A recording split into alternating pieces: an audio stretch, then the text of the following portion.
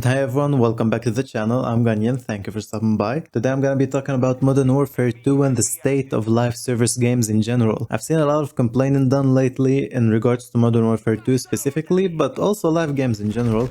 So I thought it's worth time to make a video about live service games and just modern gaming, because I've seen some very interesting things that I think should be mentioned in case you don't know about them. And I'm gonna go into all of that in this video today. But before that, if you like it, please be sure to like, subscribe, and all the usual YouTube stuff. And let's get into it. In case you don't know who I am or this is your first time on the channel, my name is Ganyan. I've been playing Call of Duty ever since Black Ops 2. So I've been playing it for 11 years now. I've played every single one of them. I'm mainly a zombies player, but I also played my fair share of multiplayer. I played every Call of Duty game except for Vanguard. I only played the free weekend for that game because I don't think it's worth the money. But that's another topic for a different time. For now, I want to break down my issues with Modern Warfare 2 into two parts. The first one is the game itself, and the second one is the mentality of the developers. So let's start with the first part, which I think boils down basically to the game having only 2/3 of its content. Other Call of Duty games come with a campaign, a multiplayer, and a third mode, which usually is zombies. In this game, we didn't have that. We have Spec Ops, but it only has 4 maps and a raid, which you can do only in a group of 3 people. So for someone like me, who's mainly a solo player, there's not much to do. It's just 4 maps that aren't too replayable. They don't give you that many rewards, and you can finish them in a couple of hours. So basically, the game has no third mode. And that's really a big issue in this game, because I feel like zombies usually is a nice little detox from multiplayer. The story, you play, you have fun, you enjoy it, hate it, whatever it is, but mainly people play the multiplayer, and that can get very stressful, as we all know with Call of Duty. So zombies usually, at least for me, is a nice detox from multiplayer. When the situations get a little too heated, too stressful, I go back to zombies, chill a little, kill some zombies, and enjoy my time until I calm down and can go back to multiplayer. But in this game, that doesn't exist. And I really think that's one of the main issues with the game, and one of the main reasons that people think this game is just too serious or too annoying, or doesn't have enough content. There's a lot of issues with this game, but I think that this is one of the big ones. But the second issue is even worse than the first one, at least in my humble opinion, and that's the mentality of the developers. I don't know how to explain this specifically, but we all know how self-centered and egoistic Infinity Ward are. They don't listen to community feedback, they think they know better, they change stuff that don't need to be changed. Those problems have been documented for 3 years now, we all know it. Infinity Wards are the most stubborn developer that works at Activision right now. But that's all known. What I want to talk about today is something different, something that relates to Bungie, of all people. Bungie, if you don't know, are the developers of Halo and Destiny 2, and this year they have been bought by Sony PlayStation for $3 billion. And this might seem not related to Call of Duty, but believe me, it is, because one of the developers just finished giving a conference at GDC, and I think that he said some very interesting stuff that relate to live service games and to Call of Duty specifically. And I want to talk about that right now, because if you do know this, you're gonna see the pattern repeat in Call of Duty year after year. They are basically following in Bungie's footsteps. So just to prepare you, I'm not gonna read the whole presentation because it's 84 pages long and that would take me years to do. So I'm just gonna take some important parts that I think are connected to Call of Duty and I think that you should know about. But I do encourage you to go to any site that you can find this thing on. I can link it down in the comments if you want to, but I do encourage you to read it. It's only 84 pages. If you have the time, it's worth reading because I really think it will open your mind to the whole development process for video games in the past 3 years. So let's start with the most important page in my opinion. This one with the Sparrow from Destiny. It's a picture of the game. He's explaining about how it feels to make games. But the line I want to focus on is the last one, and I'm gonna read it right now, and this is why, in this important but unintuitive way, I'd rather have a fast than perfect game. Because being perfect or just being great in your current position but fast in your velocity, a fast game will become great, but a great slow game will fall behind very quickly. So, if you read that with me, you can probably see the similarities to Call of Duty. A couple years back, we started getting games in bad shapes with a lot of bugs, no content, bare bones, nothing compared to Call of Duty games we had before. But this line really explains the mindset. They think that having a game that's fast, that gives you constant content, is better than having a game that's great at launch. And keep in mind, this comes from a big guy at Bungie. He's one of the big developers, the leaders of the company, and Bungie is an industry leader. They made some of the best games that we played, Halo and Destiny. Love it or hate it, Destiny is one of the biggest games right now. So this talk isn't coming from a small, not known developer, it's coming one of the biggest developers in our industry. And this is their mindset. And I really think that Call of Duty devs and Activision as a whole are really being inspired from this kind of thinking, and this really reflects in the past 4 years of Call of Duty. Another really funny line that I wanted to mention is this one, and the reality is, if you try to launch a new live service game in the 2020s, the simple fact is your game is going to suck at launch, and that's okay. Launch is not the end of your journey, it's the beginning. I really don't know how they say these kinds of lines. Unironically, we all see it reflect in both Destiny and in Call of Duty. But yeah, this just goes further on to prove my point that Bungie are inspiring Activision. After this, he goes on to talk about highs and lows in the making of Destiny, bad seasons, good seasons, a lot of talk that mostly Destiny players will get, so I don't want to go into it with Call of Duty players, because I don't think it's worthwhile and is important enough to the conversation. The next important thing that I wanted to mention is this page. You're building a train station and not a train. That's in the thumbnail because I really think this is the main thing that's affecting Call of Duty right now. So if you start from the first line, okay, so we've talked about velocity, we've talked about data. The third major way I want you to talk about redefining success is the product itself. Now notice how they want to redefine success. It's not success as in though the game got good reviews or sold a lot. It's another definition of success, one that we as players don't really consider. It's up to the statistics, basically. But moving on, the way we talk about this mindset shift is internally is you're building a train station and not a train. So if you think of that box product mindset as building the most impressive, fast, luxurious new train that the world has ever seen, you're pouring over every detail of the trim in every cabinet, the friction of the wheels, everything to make the train amazing, AAA quality, basically like old Call of Duties. You probably have that intense push at the end of the project, whether it's a targeted crunch, blah blah blah, stuff that relate to development. Main point is, but as a live service, what you're actually building is a train station. The moment that the train has departed, you have another one arriving. In fact, the track needs to be cleared for the next train before the previous one even departs. And that's really the mindset that Call of Duty has been going for a while now. If you notice, they changed the definition from building a train to building a train station in the eyes of Bungie. And it just so happens that Call of Duty has started this whole new Call of Duty HQ mindset, where all the games are in one place, and you go to that place to play all the games. It's the same idea. It's a train station. It's the Call of Duty headquarters. It's the Call of Duty train station. The train in the station right now is Modern Warfare 2 and Warzone 2. And by the time that this train leaves, they will need to have the train station ready for the next game. That's why they're not putting as much effort into it. But I think is even more indicative of what the mindset is. So let's move on to the next part. So he goes on to mention the way they deliver content in games. You can see in this page, Destiny 1, it had 2 DLCs, and then Destiny 2. The developers started working on Destiny 2 while other developers were working on the first 2 DLCs for Destiny 1. Which reminds me of Call of Duty and how we used to have 4 DLCs for every game. And I'm pretty sure that this is how Activision used to do it. While one developer works on their game and the DLCs, the other one is already working on the next game and the DLCs for that.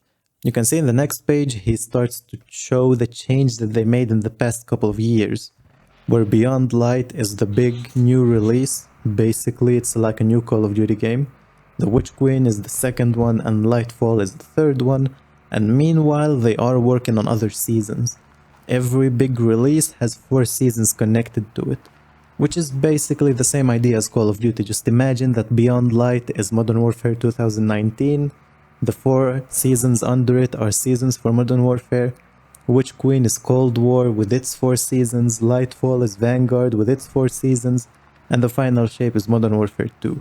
You can really see the difference that they made in their mindset and the way they develop, moving from Destiny 1 to Destiny 2, in the same way that you see the difference from old Call of Duties to new ones. Now, something that has been bothering me for a while in Call of Duty, and I know that it has been bothering most people, is why we don't get the content in time. Why do we always get just one new map with lots of bugs and nothing more in a season? It's annoying, we all hate it. But this page explains that mindset. If you know the Miyamoto quote with a delayed game is eventually good but a bad game is bad forever, they bring it up in this presentation as a way to prove their point, so let's read that. But once you're in a train station mindset, you actually have almost the opposite approach. Because a delayed train doesn't just hurt that train, it potentially causes cascade failure in the chaos in the whole station. And the reality today is, a bad game can be fixed. And this last line just really shows the whole mentality of big developers in this industry nowadays. A bad game can be fixed. No matter how bad Modern Warfare is, no matter how bad Vanguard is, if they wanna, they can fix it. So they don't have to release it in a good way. Miyamoto's quote no longer means anything.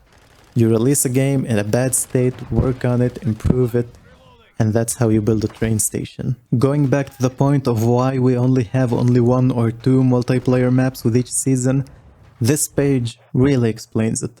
Beware of over-delivery, you're creating patterns. This is the mindset. If they give us too much, we'll get used to it, and then they're in deep shit. So let's read, starting from the second paragraph. Over-delivery is actually dangerous for a train station. With every release you put out there, you're setting a pattern for your community and your players. If we release an expansion with 2 raids, the next year folks will be upset if there's only 1 raid. We've hurt the train station by making a rogue decision in 1 train. You could see that reflect in Call of Duty again with every season.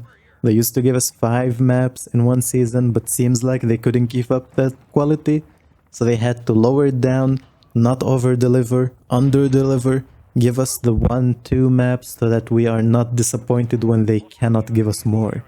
That's the mindset, and that's why we only get 2 maps per season. Because we're used to it. Because if we get upset, they would give us more. But this is the bare minimum they can give us without making us upset. And that's why they do it. And you can see it reflect in this mindset. So that's most of the stuff that I wanted to go over from this GDC presentation from the Bungie developer. I have a lot more to go over too. If you wanna go read it, like I said, I do encourage you to do so because it really helps you understand what I'm trying to get through here. So if you have the time, go read it. It's a good time. But you got my point from most of what I brought up. It does show my point. Bungie have really influenced the whole gaming community. Like it or not, like I said, they are one of the leading developers in our little community. So it makes sense that Activision would be inspired from them. I mean, they were just bought by Sony, the biggest publisher in our industry, for almost $4 billion, so they are doing something right. They are sharing their knowledge. This is knowledge that they gathered since Destiny 1, since Halo even. It's almost 15-20 years of knowledge gathered from online games and online players, player retention, player behavior. This is all stuff that Bungie knows. This is the stuff they worked on for 20 years. So they know how the gaming community reacts. And this is their main guy talking. So this mindset goes through the whole of Bungie. And I really think that Call of Duty developers are embracing these ideas and they're going for them. For example, like I said, think about why we only have 2 maps per season in Modern Warfare. It's because they can't over-deliver. If they give us 3 maps now, and 2 maps in Season 2, we're all gonna be angry. But if they give us just 2 maps, and then in Season 2 they give us 2 maps again, It's okay, we're already used to it. It's just 2 maps just like Season 1, so no one would be angry.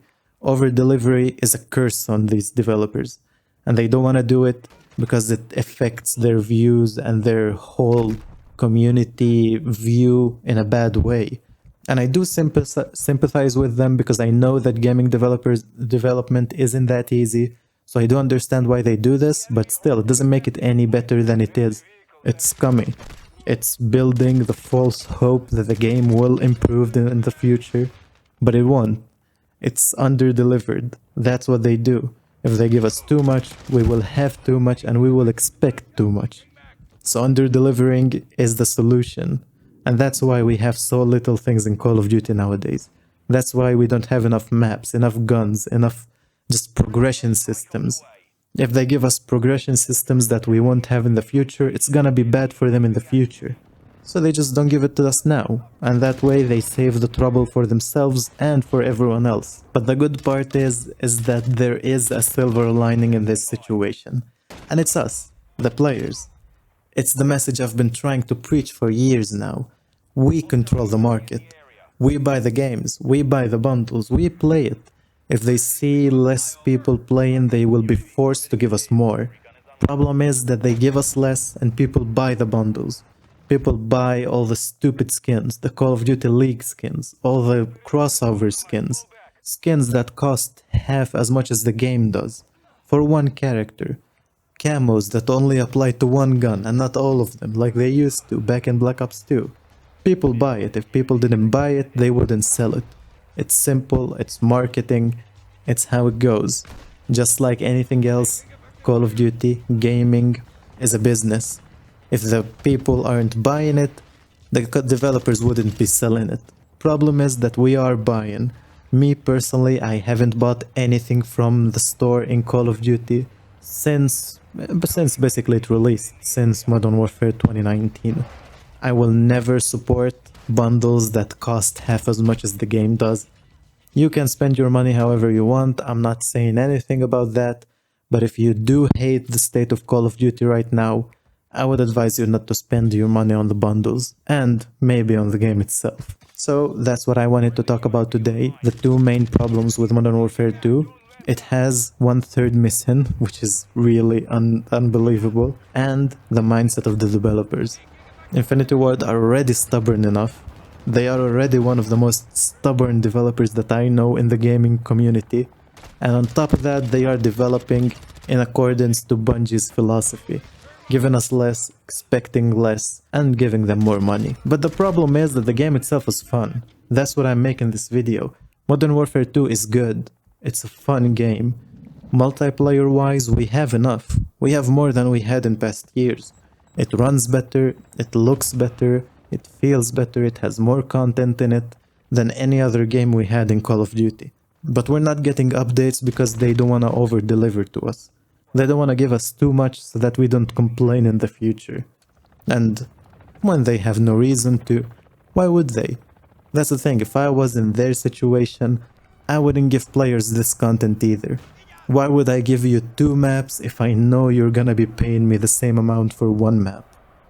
This is, by the end of the day, this is a company, they are making money, so if they can invest less and get more, why wouldn't they? So, to close off this video, my solution to this whole situation is, play the game, play it as much as you want, just be careful with how you spend your money. If you spend it on this game and these bundles, buying stuff that you don't need to play the game, you are supporting this. And if you're not talking about it, you're also supporting it. So if you feel like it, be sure to share this video. But I don't care if you share it or not, I just want you to get the message. If you love Call of Duty, if you want gaming to improve, don't support developers who nickel and dime us like this. Don't support fear of missing out. Don't support under-delivering. Ask for more. Pay more, sure, but ask for more. That's my point with this video, that's my message. I hope you liked the video and I hope you like what I had to say. Let me know down in the comments what you think. How do you feel about the game? Do you like it? And as usual, thank you for watching. I really appreciate it. Like, subscribe.